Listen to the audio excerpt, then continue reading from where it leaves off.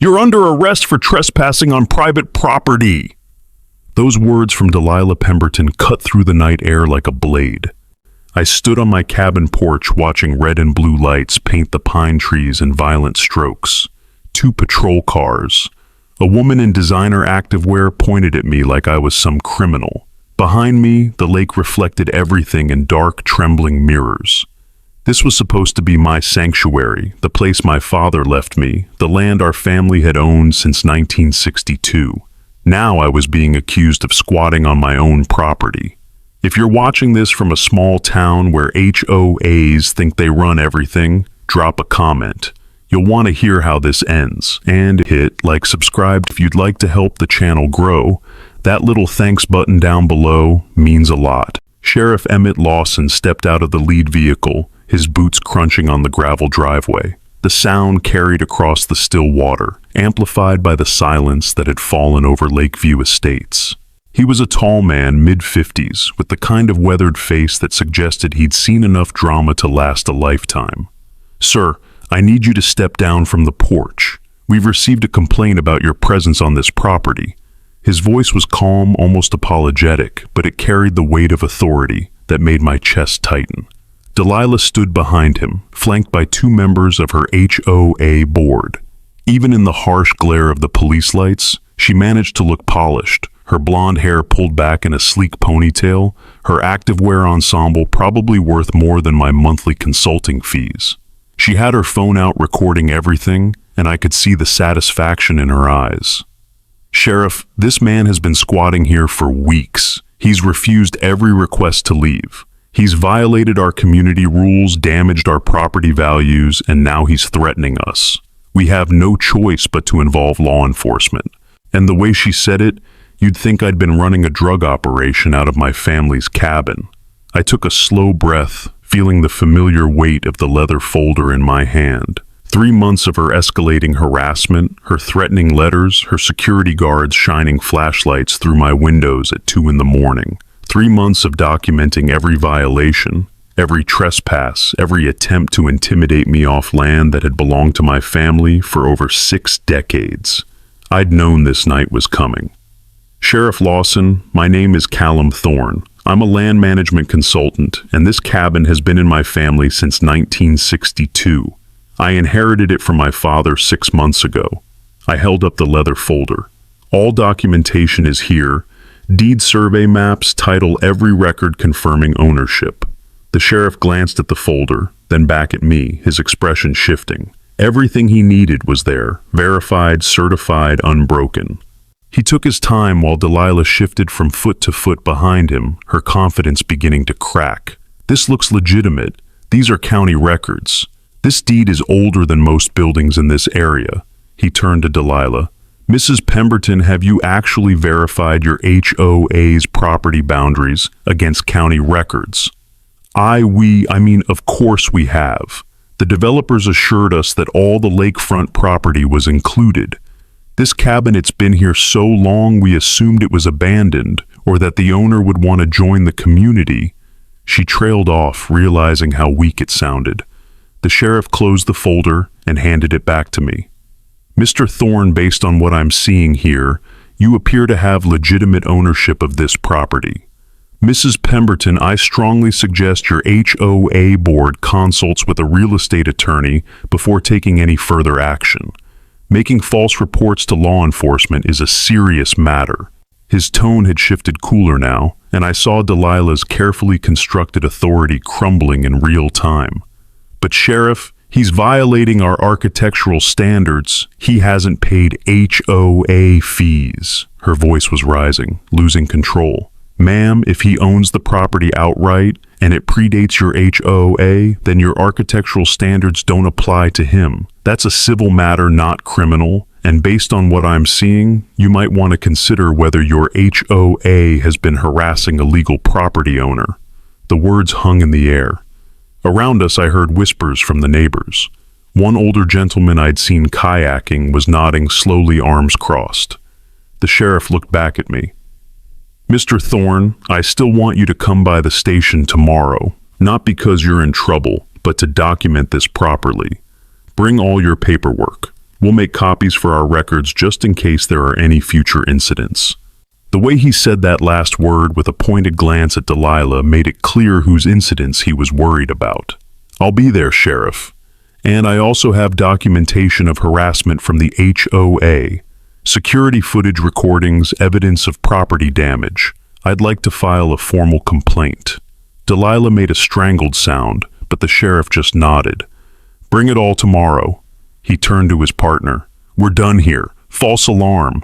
As the officers returned to their vehicles, Delilah stood frozen on my driveway, her phone still clutched in her hand. The recording light was still on. She'd captured her own humiliation. "This isn't over. You don't belong here. This community will never accept you," she hissed as she turned to leave. The patrol cars pulled away, their lights fading into darkness. The neighbors dispersed, some casting curious glances my way. I stood alone in the sudden quiet and looked back at my cabin. The wooden sign my grandfather had carved, "Thorne Family since 1962, was illuminated by the porch light. It had weathered 6 decades of storms. It would weather this, too. I climbed the steps and went inside, finally allowing myself to feel the adrenaline crash. My hands were shaking slightly as I set the folder on the kitchen table. 3 months of preparation keeping my anger in check, while Delilah tried every trick to force me out. Tonight was just the first public confrontation. I knew something Delilah didn't.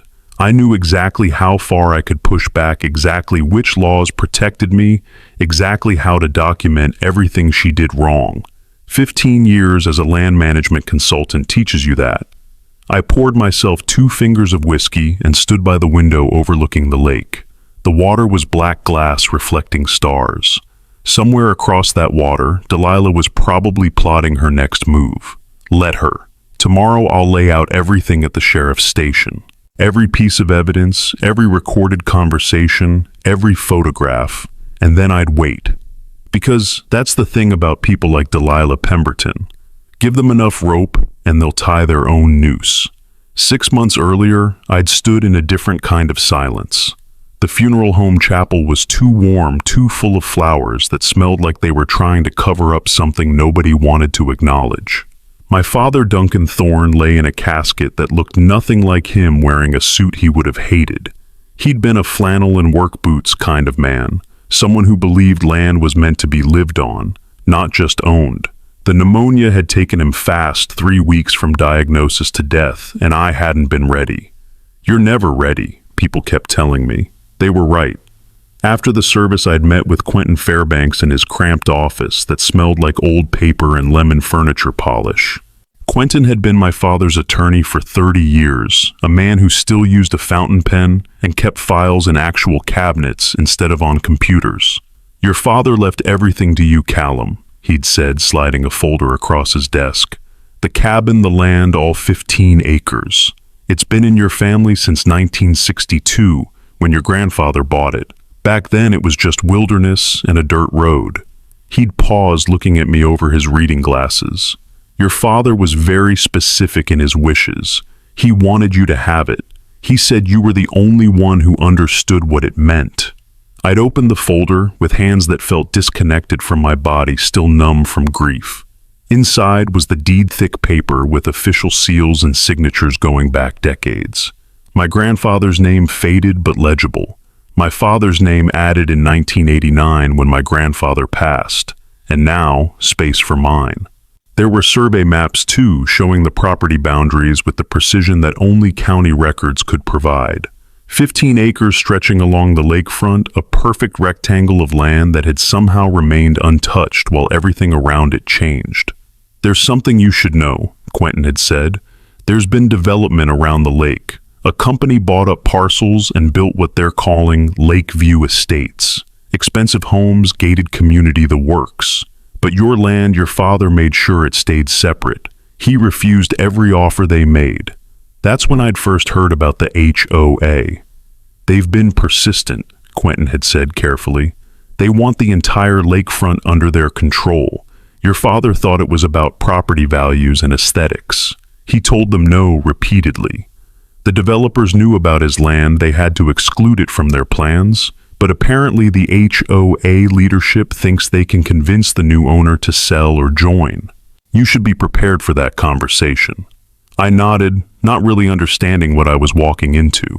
All I'd wanted was to go back to the cabin, to sit on the porch where my father and I used to fish, to feel close to him one more time.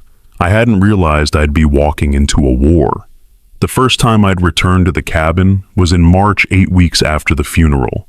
I'd driven up from Portland on a gray morning, the kind where the sky and the lake blend into one continuous sheet of steel. The highway turned into county roads, then into the winding lane that led to what I still thought of as my father's property. Except when I got there, everything had changed. Where there used to be an open shoreline and forest, there were now massive houses. 47 of them, according to the tasteful sign at the entrance.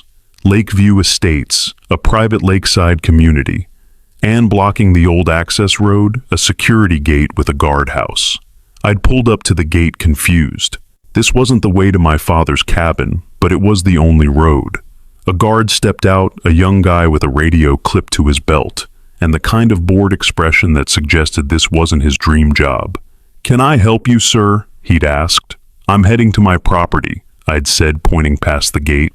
"The Thorn cabin about a mile up on the left." He'd frowned and checked his tablet. "I don't have any Thorn on the resident list.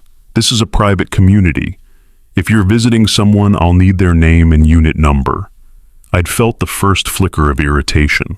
"I'm not visiting. I own property here. It's been in my family since 1962. The guard had looked skeptical but called someone on his radio. 5 minutes later, a silver Mercedes pulled up and a woman got out. That was my first meeting with Delilah Pemberton. She'd approach my truck with the kind of smile that didn't reach her eyes, professional and cold. "Hello, I'm Delilah Pemberton, HOA President for Lakeview Estates. I understand there's some confusion. Everything about her screamed money and control, from her designer sunglasses to the way she carried herself, like she owned the entire lakefront." "No confusion," I'd said, keeping my voice level. "I inherited property here from my father, Duncan Thorne, the cabin and 15 acres. I'm just trying to get home." She'd glanced at the deed I held up, barely looking at it. "I see. Well, this is a private community now. All lakefront property is managed by our HOA. I'm sure you understand that old property claims can be complicated. Zoning changes, updates to county records, these things happen. Have you considered that your father's ownership might have been superseded?" The way she said it, so casual, so dismissive, made my jaw tight. "Mrs. Pemberton, my family's ownership is not complicated. It's documented, certified, and current. The deed is clear. I own 15 acres, and I'm going to my cabin." Her smile had frozen. "Mr. Thorne, I think you misunderstand how things work here. This is a managed community. We have rules about architecture, landscaping, noise levels, and property maintenance. If you're going to be staying here, you'll need to join the HOA, pay your membership fees, and comply with our community standards. Otherwise, we'll have to explore your options." Options. The word had hung between us like a threat. "What kind of options?" I'd asked. She'd shrugged, still smiling that cold smile. "Selling, perhaps? We have several residents who would love to expand their lakefront access. Or you could join the community and bring your property up to our standards. But you can't just exist here outside our structure. That's not how this works." I'd looked past her at the rows of identical expensive homes, at the manicured lawns, and the architectural uniformity that had swallowed the wild shoreline I remembered from childhood. This wasn't about rules or property values. This was about control, about someone who couldn't stand the idea of a piece of land she couldn't command. "Mrs. Pemberton," I'd said quietly, "I'm a land management consultant. I know property law. My family's ownership predates your HOA by 56 years. You have no authority over my land. Now I'm going to my cabin." I'd driven past the gate while she stood there, her smile finally gone, replaced by something harder. Looking back, that was the moment I should have known this wouldn't end with a polite conversation. The letter arrived 2 weeks after I'd moved into the cabin. I'd been settling in, repairing the small damages that 6 months of vacancy had created, reacquainting myself with the rhythms of the lake. Mornings were still cold in April, the water flat and silver under a weak sun. I'd wake up to the sound of loons calling across the water, make coffee on my father's old percolator, and sit on the porch watching the mist burn off. For those first 2 weeks, I'd almost convinced myself that Delilah's threats had been empty posturing. I should have known better. The envelope was expensive, the kind with a watermark and the HOA logo embossed in gold. Inside was a letter 3 pages long, itemizing 12 violations I'd supposedly committed. Violation 1, unapproved exterior paint color, the cabin's natural cedar finish did not meet community aesthetic standards. Violation 2, missing house numbers, all residences must display approved numerical signage. Violation 3, unauthorized dock repair. I'd replaced 3 rotted boards on my family's boat dock without submitting plans for architectural review. The list went on, each item more absurd than the last. At the bottom was a financial demand. $15,000 in back fees plus $500 per month going forward. Failure to comply would result in legal action. I'd sat at my kitchen table reading it twice, feeling my blood pressure rise with each ridiculous claim. The cabin had been this color since 1962. The dock had been maintained by my family for decades. None of this had anything to do with legitimate regulations. This was harassment pure and simple. I picked up my phone and called the number at the bottom of the letterhead. A receptionist answered, told me Delilah was unavailable, and suggested I submit my concerns in writing. "Tell her Callum Thorne called," I'd said. "Tell her I know exactly what she's doing, and it won't work." The receptionist had been silent for a moment, then hung up. That's when I'd called Quentin. He'd listened to me read the entire letter, making small, thoughtful sounds at each violation. When I finished, he'd sighed. "Callum, this is exactly what I was worried about. They're using bureaucracy as a weapon. The good news is you're right. None of this is legitimate. Your property predates their HOA, which means their regulations don't apply, but they're betting you don't want the hassle of fighting back." He'd paused. "The question is, do you want to fight back, or do you want to consider their offer to buy you out?" I'd looked out the window at the lake, at the view my grandfather had purchased, my father had protected, and I had inherited. "I'm not selling Quentin. This is my home." "Then we fight," he'd said. "But we fight smart. I'll draft a response. You start documenting everything. Every interaction, every letter, every violation they claim. And Callum, keep your temper. People like Delilah Pemberton want you to lose control. Don't give her that satisfaction." I'd promised I would, though even then I'd felt the anger simmering. 3 days later, I'd received a certified letter requiring my attendance at an HOA hearing. Attendance is mandatory, the letter said. Failure to appear will result in additional penalties. The hearing was scheduled for the following Tuesday at 7 p.m. in the clubhouse of Lakeview Estates, the building that had once been a forest where I'd built forts as a kid. I'd spent those 3 days doing exactly what Quentin suggested. I'd pulled every piece of documentation I had. The original deed from 1962 with my grandfather's signature, the transfer to my father in '89, the probate paperwork showing my inheritance. I'd driven to the county recorder's office and requested certified copies of everything paid for a current survey that showed my property boundaries with laser precision. I'd contacted the county surveyor and gotten written confirmation that my land was separate from the Lakeview Estates development. By the time Tuesday arrived, I had a folder 3 inches thick. The clubhouse was exactly what I'd expected. Marble floors, leather furniture, a chandelier that probably cost more than my truck. 45 people sat in rows of chairs facing a raised table where Delilah presided with 4 other board members. Everyone was dressed like they'd come from country club dinners. I was wearing jeans and a work shirt. I was making a point. Delilah's eyes had narrowed when I walked in, but she had maintained her professional smile. "Mr. Thorne, thank you for joining us. Please take a seat. We'll call your case shortly." Case, like I was on trial. I sat in the back row feeling the weight of curious stares.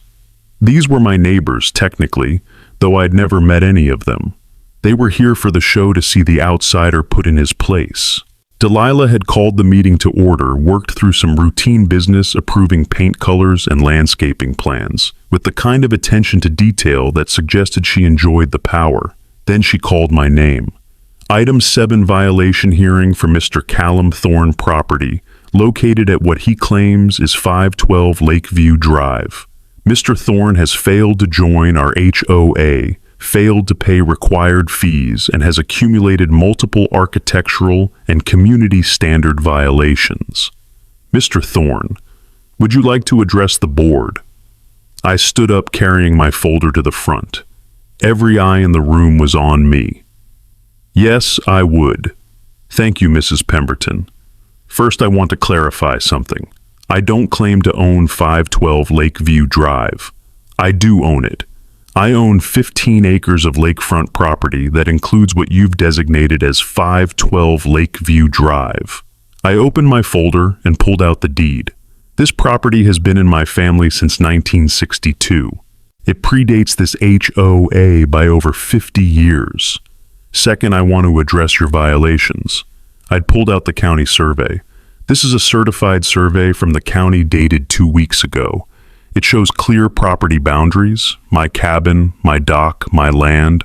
All of it falls within property my family legally owns. The room had gone quiet.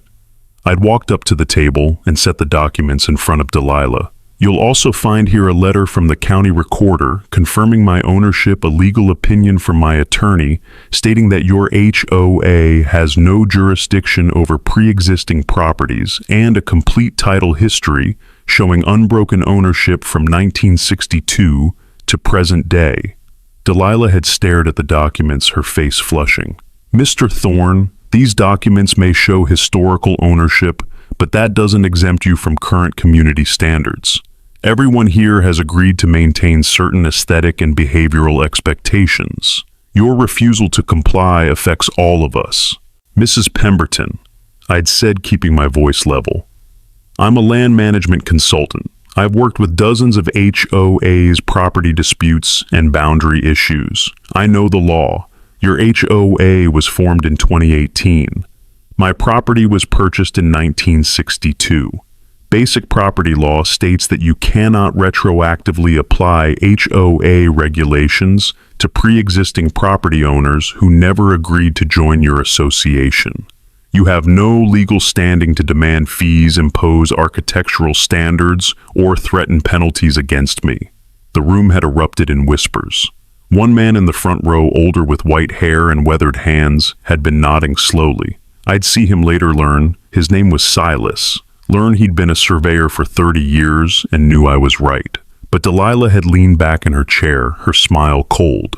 Mr. Thorne, your interpretation of property law is interesting, but this board disagrees. We will be reviewing your documentation, and we will be consulting with our legal counsel. In the meantime, your violations remain on record. This hearing is concluded. She'd dismissed me like I was wasting her time. I'd gathered my documents and walked out, feeling 45 pairs of eyes on my back. Outside, the night air had been cool and clean, a relief after the stuffy clubhouse. I stood in the parking lot for a moment, looking back at the building. Through the windows, I could see people talking, gesturing. Some were looking at Delilah with expressions that weren't entirely friendly. I'd driven home slowly past the rows of identical houses back to my cabin that stuck out like a wound in their perfect aesthetic. The lake had been dark, reflecting nothing but stars. I'd poured myself a drink and sat on the porch, my father's favorite chair creaking under my weight. Somewhere in the distance, I'd heard the low call of a loon. My hands had been shaking slightly, adrenaline finally catching up to me. I'd done everything right. I'd been calm, professional, armed with facts. But I'd also seen something in Delilah's eyes that worried me. She wasn't going to back down. This wasn't about property law or community standards. This was about pride, about control, about a woman who couldn't stand being told no. And that made her dangerous. The first week of May brought new tactics. It started small, almost subtle enough to dismiss as coincidence. A notice appeared on my door claiming I'd violated quiet hours, though I'd been asleep at the time it cited. Another letter warned me about improper waste disposal, though I'd taken my trash to the county facility like I always had.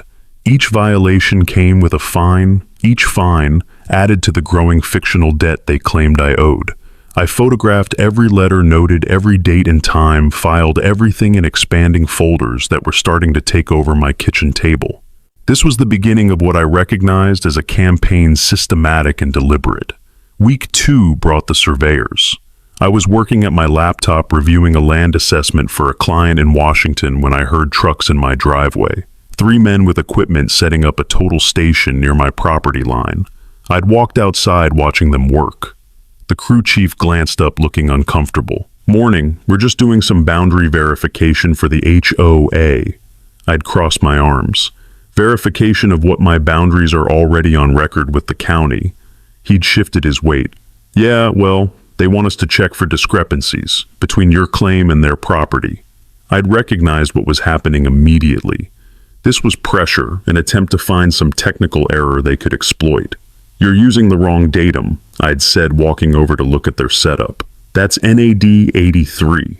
The original survey for this property was done in NAD 27. If you don't convert properly, you'll be off by several feet." The crew chief had blinked at me. "How do you know that?" I'd smiled without humor. "I'm a land management consultant. This is what I do." He'd looked at his notes, then back at me. "They told us to find discrepancies in your property line, told us to be thorough." The way he said it, I knew they'd been instructed to manufacture problems where none existed. "Let me save you some time," I'd said. "My property boundaries are certified by the county. I have a survey from 3 weeks ago.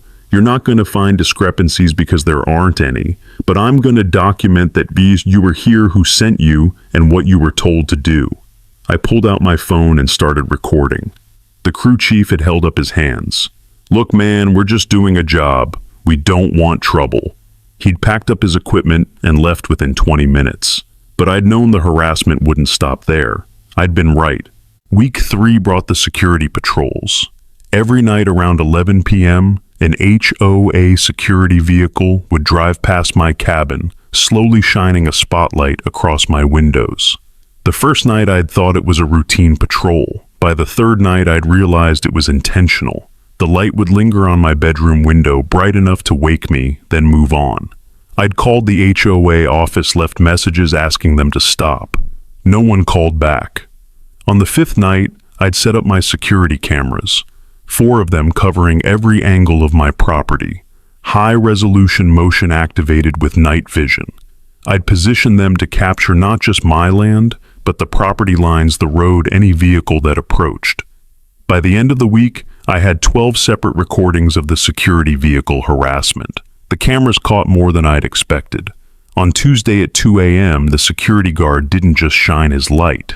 He got out of his vehicle, walked up to my porch, and took photographs of my cabin with his phone. He made notes on a clipboard circling my property, documenting everything. I watched the footage the next morning, feeling a cold anger settle in my chest. This wasn't about community safety. This was surveillance building a case, trying to find something, anything they could use against me. I'd downloaded the footage, backed it up in 3 locations, and added it to my growing file. Week 4 brought property damage. Small things at first, easy to dismiss as accidents. My mailbox was knocked over, bent at the base like someone had backed into it. I straightened it, noted the damage, and photographed it. 2 days later, my power went out. The HOA was doing roadwork nearby, they'd said, and had accidentally cut my line. It took 6 hours to restore. I documented it. Then my water line developed a leak right where the HOA had been working on their irrigation system. The repair crew not affiliated with the HOA had shaken his head.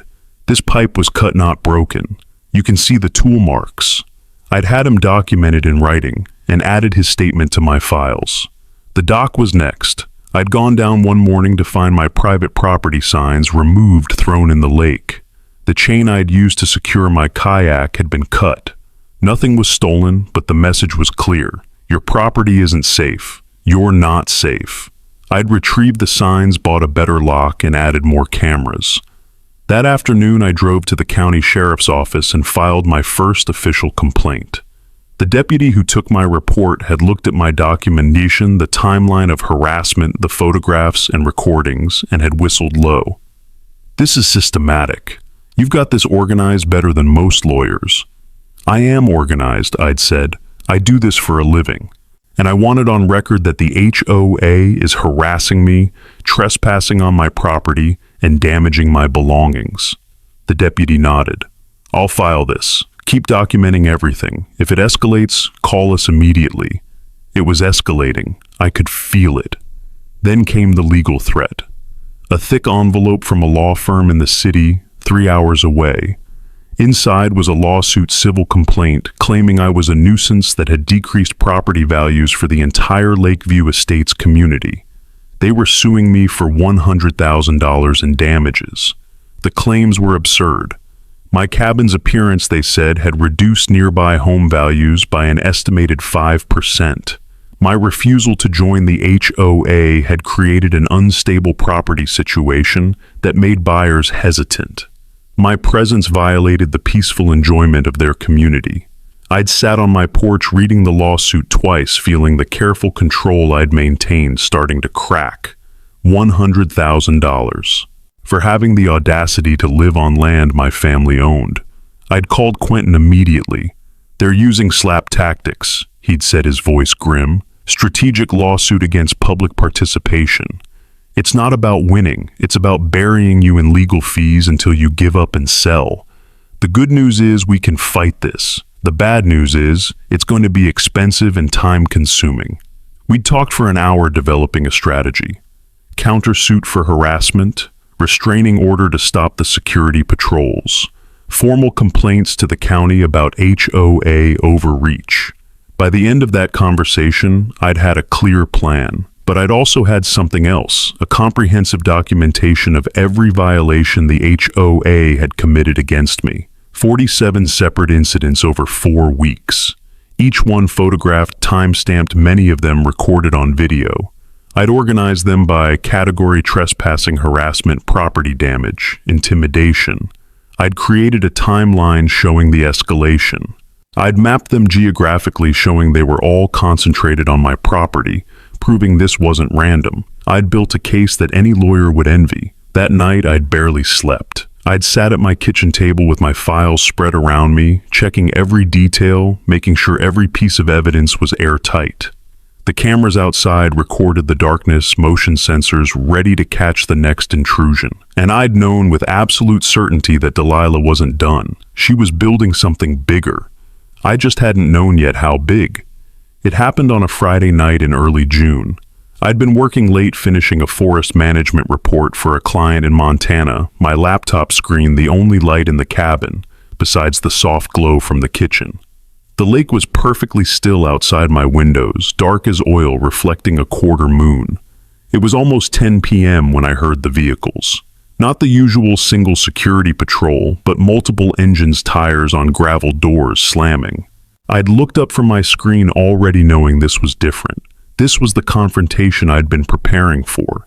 I'd walked to the window and seen 3 vehicles in my driveway. Delilah's silver Mercedes flanked by 2 SUVs belonging to board members I recognized from the hearing. She got out first wearing what looked like evening wear, like she'd interrupted a dinner party for this. 2 men followed her, both in their 50s, both carrying themselves with the kind of confidence that comes from never being told no. One of them had a folder official looking, probably more fake violations. I'd taken a breath, grabbed the leather folder I kept ready by the door, and stepped onto my porch. The motion sensor lights flooded the driveway, and I saw Delilah's face flushed with anger or wine or both. "Mr. Thorne," she'd called sharp across the lake, "we need to speak with you immediately." I stayed on the porch, folder in hand. "It's 10 p.m., Mrs. Pemberton. This can wait until morning." She stopped, eyes narrowing. "This is your final chance to comply." I shook my head. "You're on my property, Mrs. Pemberton. I follow every law that applies here." "That's where you're wrong," she'd said, pulling a document from the folder one of the men held. This is an emergency order from the HOA board requiring you to vacate this property within 24 hours. You're trespassing on Lakeview Estates community land, and we're authorized to remove you. I'd felt a surge of anger, but I'd kept my voice level. That document has no legal authority. You can't issue eviction orders on property you don't own. Her smile had been cold, triumphant. We'll let the authorities decide that. If you won't leave voluntarily, we'll call the police. You're squatting on private property, and we're filing a formal complaint. That's when I'd realized this was her endgame. She had engineered this confrontation deliberately, planned it for a Friday night when she knew any legal response would be delayed until Monday. She wanted me arrested, wanted the spectacle, wanted to humiliate me in front of the entire community. Go ahead and call, I'd said quietly. I'll wait right here. The certainty in my voice had made her pause, but only for a moment. She'd pulled out her phone, dialed 911, and I'd watched her perform. Yes, I need police assistance. We have a man refusing to leave private property. He's been trespassing for months, and we're concerned for our safety. The address is Lakeview Estates Lakefront property. Please hurry. She'd hung up and looked at me with satisfaction. The sheriff will be here in minutes. I suggest you start packing. I'd stayed exactly where I was, folder in hand, and waited. The board members had shifted uncomfortably, glancing at each other.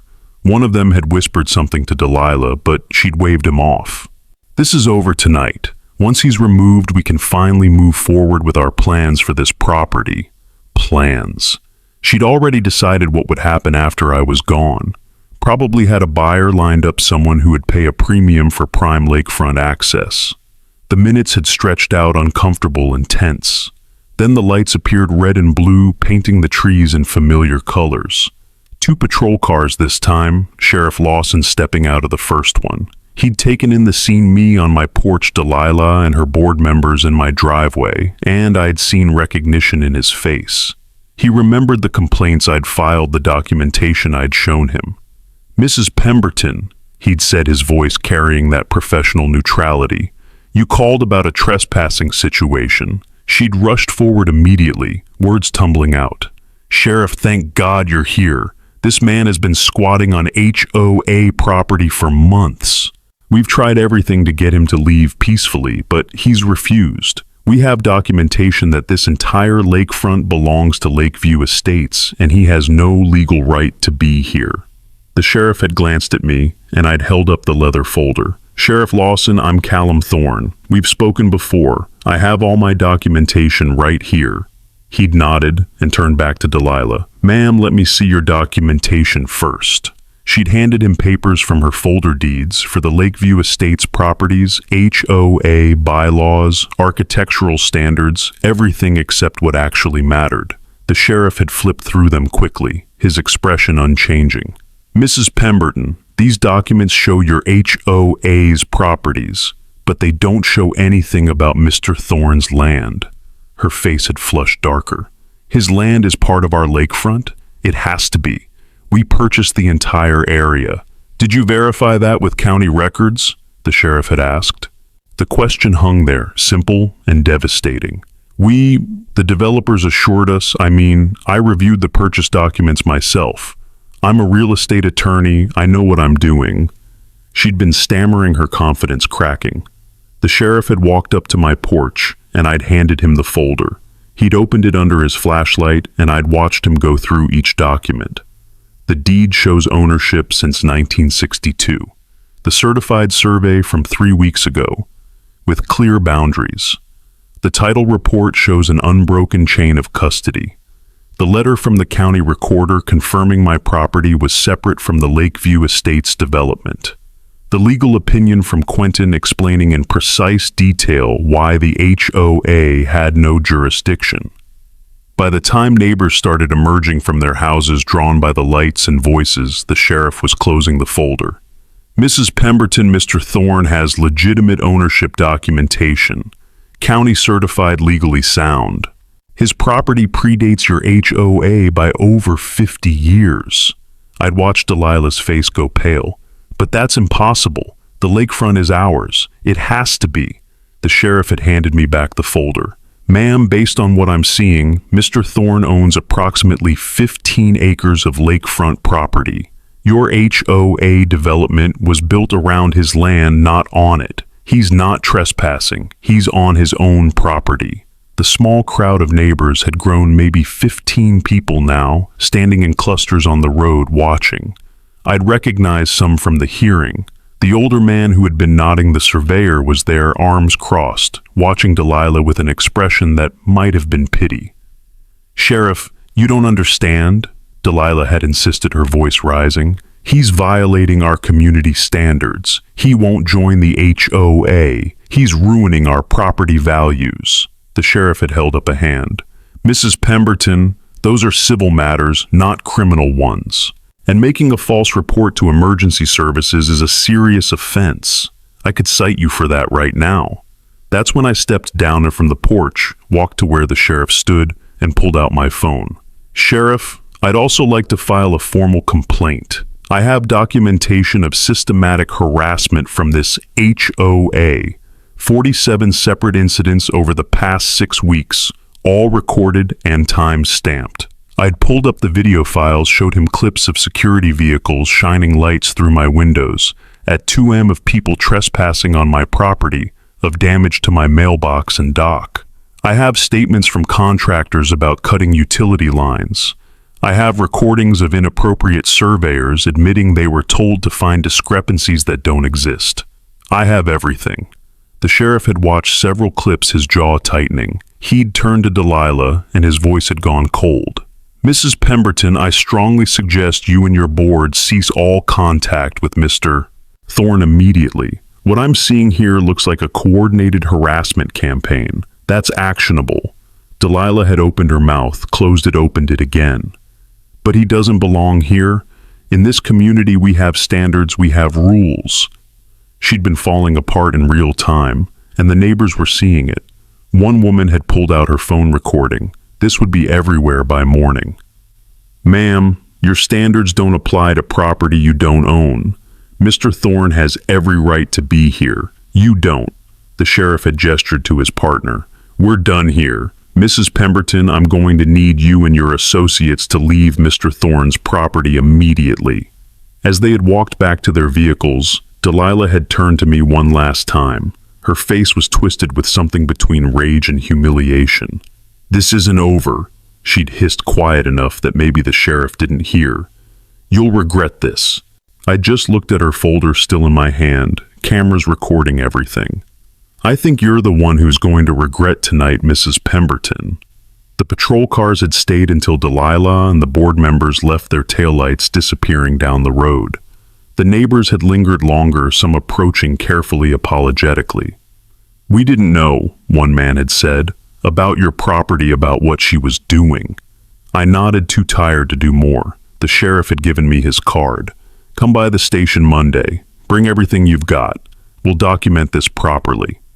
After everyone left, I stood alone in my driveway, listening to the lake lap against the shore.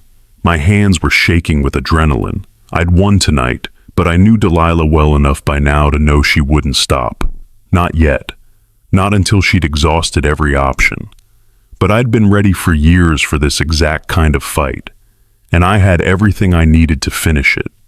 By Saturday morning, everyone knew.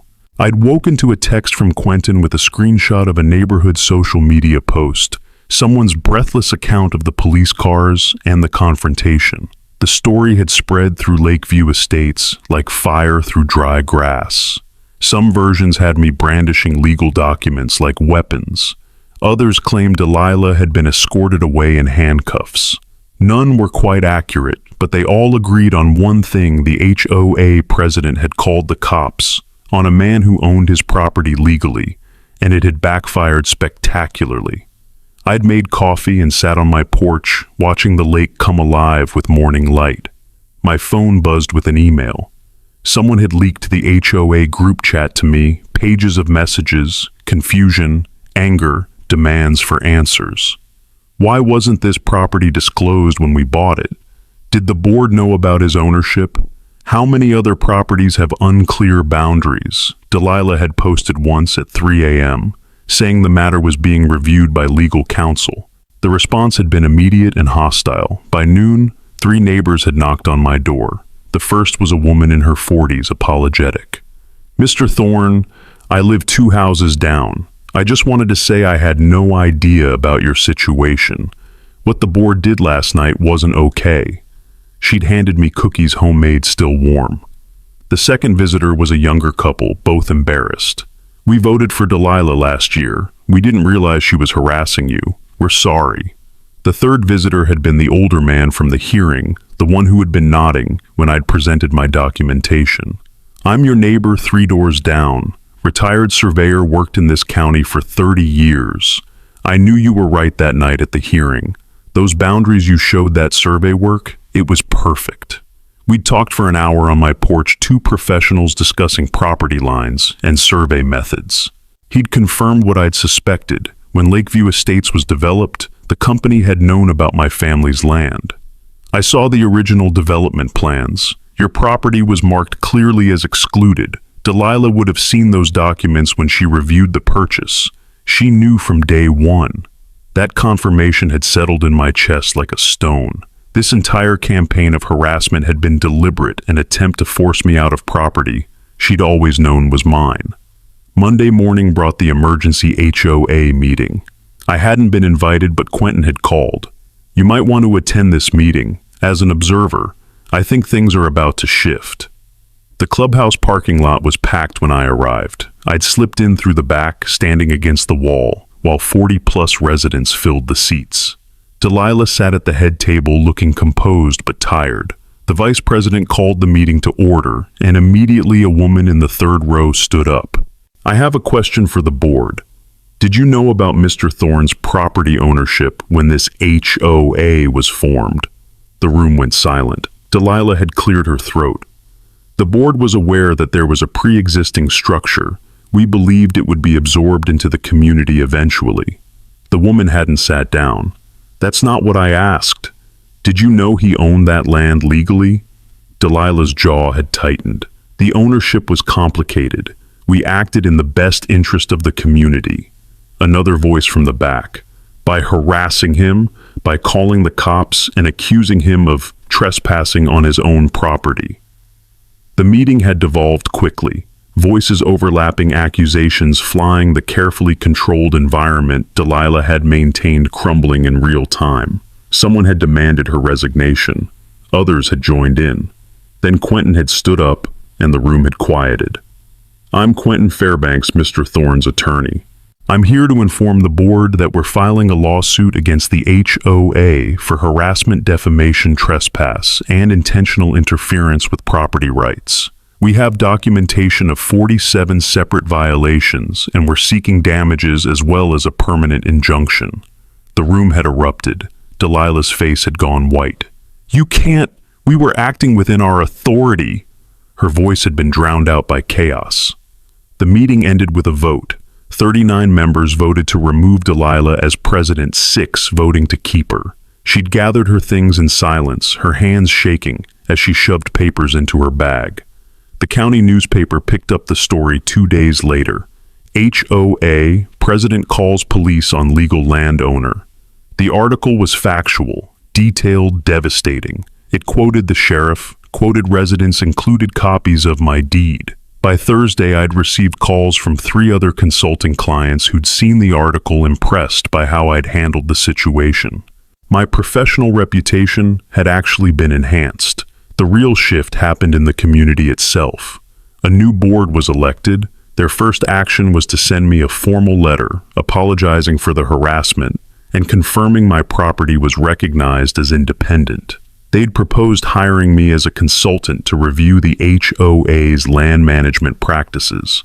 I'd accepted, not because I needed the money, but because it was the right kind of closure.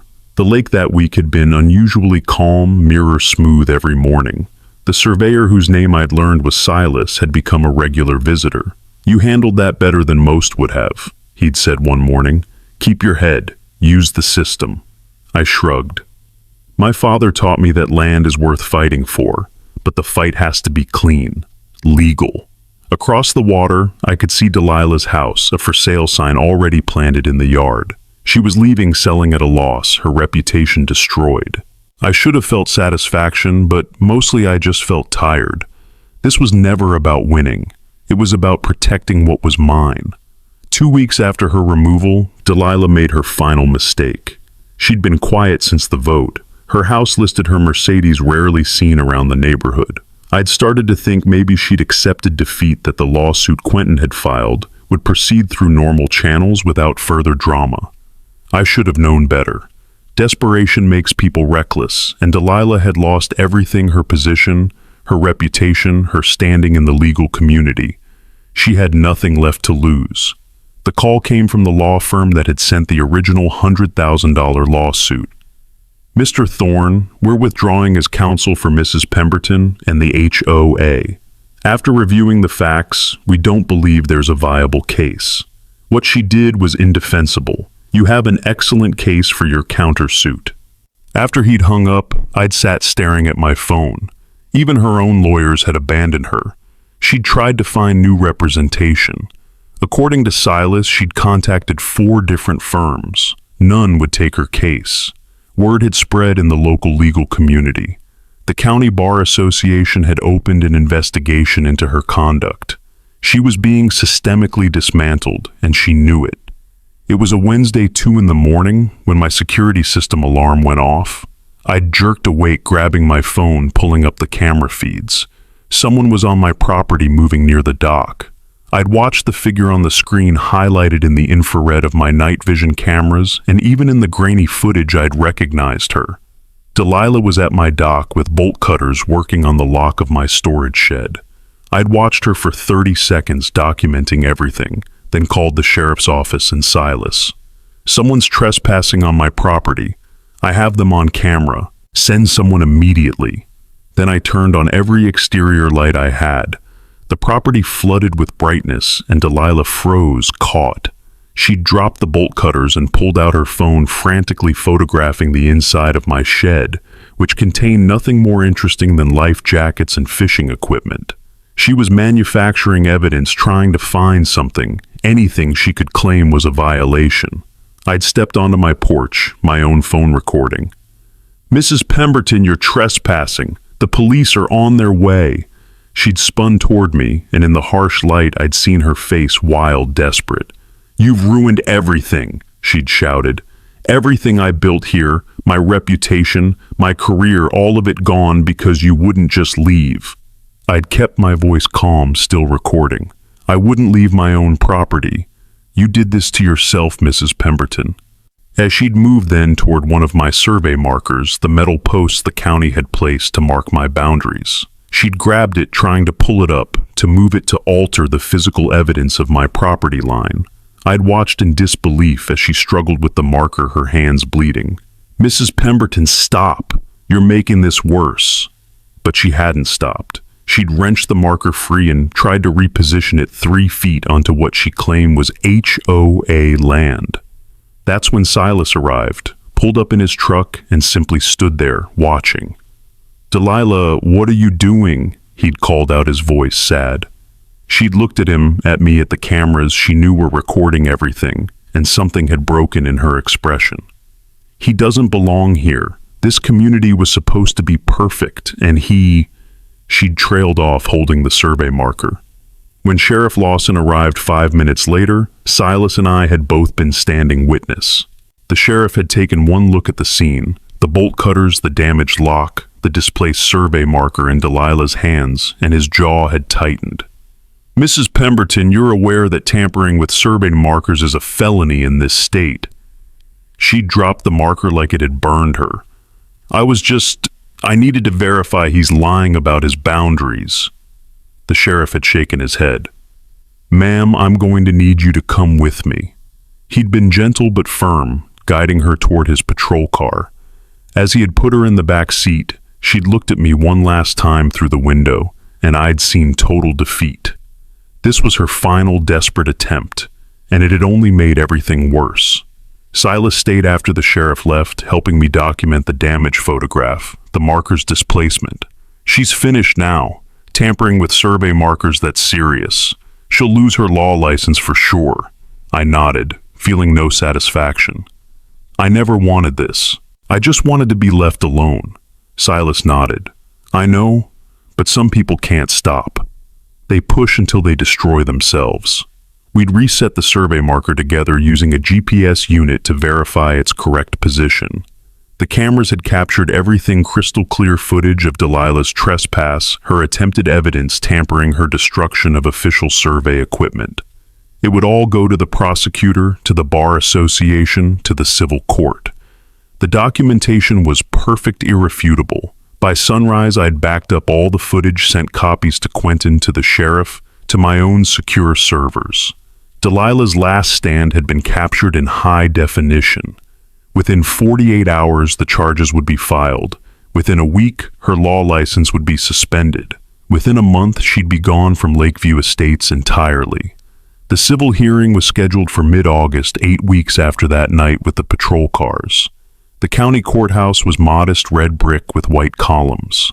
I'd arrived early with Quentin carrying 3 banker's boxes of documentation. Everything we'd collected over 4 months, organized with precision. This case was airtight. The courtroom was wood-paneled and formal. About 20 residents from Lakeview Estates had come to watch, including Silas in the front row. Delilah arrived with a lawyer I didn't recognize, a younger man who looked uncomfortable. Delilah looked diminished, thinner, her face pale without the confident smile that used to define her. Judge Beatrice Hargrove entered, steel-gray hair and sharp eyes. She'd built her reputation on property law cases. Be seated. This is a civil hearing regarding property rights harassment claims and associated damages. Let's proceed. Quentin stood and began our presentation, laying out the timeline methodically.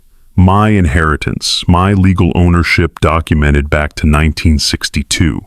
He'd shown the survey maps, county records, probate documents. Judge Hargrove examined each carefully. Then Quentin shifted to harassment. Your Honor, what began as a property dispute became a systematic campaign of intimidation. He'd presented the HOA letters demanding $15,000 for violations that didn't apply. The defendant was fully aware of Mr. Thorne's legitimate ownership. We have email evidence from the original development company dated 2018, explicitly warning her that this property was excluded from the HOA purchase. The email appeared on the courtroom screen, proof she'd known from the beginning. Despite this knowledge, Mrs. Pemberton initiated a harassment campaign that lasted 4 months and included 47 documented incidents. Quentin presented the evidence. Security guards shining lights through my windows, 12 recordings. Damaged mailbox, cut utility lines, unauthorized surveyors. The false 911 call. Finally, Delilah trespassing and attempting to move survey markers, all captured on high-definition footage. Judge Hargrove watched several clips, her expression growing colder. Counselor, does your client dispute the authenticity of any of this evidence? Delilah's lawyer shook his head. No, Your Honor. He'd argued that Delilah had acted in the community's interest, confused about boundaries under stress. It was weak. Judge Hargrove looked at Delilah. Mrs. Pemberton, I've reviewed all the evidence and I'm deeply troubled. You're a licensed attorney with extensive real estate experience. You knew Mr. Thorne had legitimate property rights. Yet you initiated a harassment campaign that was illegal and unethical. You filed false complaints. You directed trespass. You called emergency services with false accusations. And when that failed, you personally trespassed and attempted to tamper with survey markers, a felony. This wasn't a misunderstanding. This was a calculated effort to force a legal property owner off his land because you couldn't control it. The judge turned to her notes. I'm ruling in favor of the plaintiff on all counts. Mrs. Pemberton, you are ordered to pay Mr. Thorne $85,000 in damages, $40,000 for emotional distress, $12,000 for property damage, $20,000 for harm to professional reputation, $13,000 in legal fees. Additionally, I'm issuing a permanent restraining order. You are not to come within 500 feet of Mr. Thorne's property or contact him.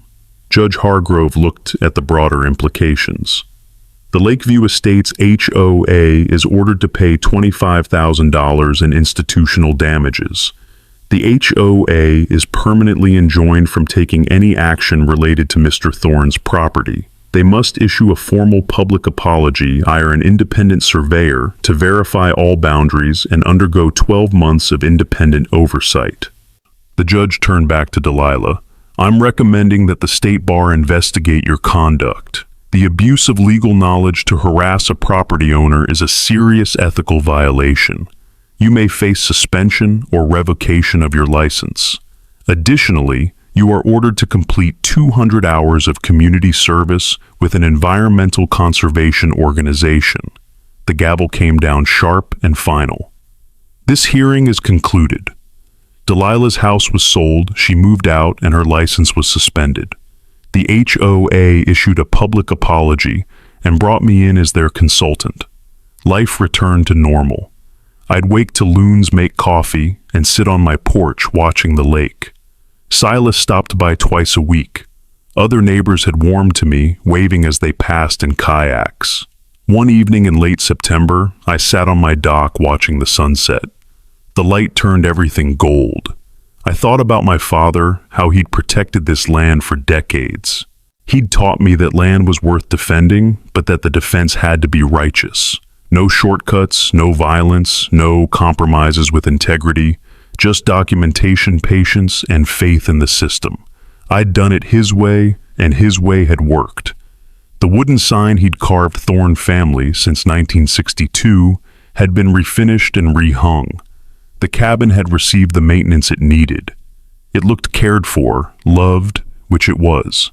Across the water, the houses of Lakeview Estates glowed with evening lights. They didn't look threatening anymore, just different. A different vision of lakefront living. My vision was older, quieter, rooted in family history. Both could exist. The key was respect for boundaries, for rights, for the law that protected both. I poured myself a whiskey my father's brand and raised the glass toward the setting sun. To Duncan Thorne, who'd taught me everything. To Quentin and Silas. To a system that, when given proper evidence, actually worked. The lake was mirror calm, reflecting the last light of day, and I was home, truly and legally, home on land that was mine to keep, to protect, and eventually to pass on. Leave a comment, hit like, subscribe, and if you'd like to help the channel grow, that little thanks button down below means a lot.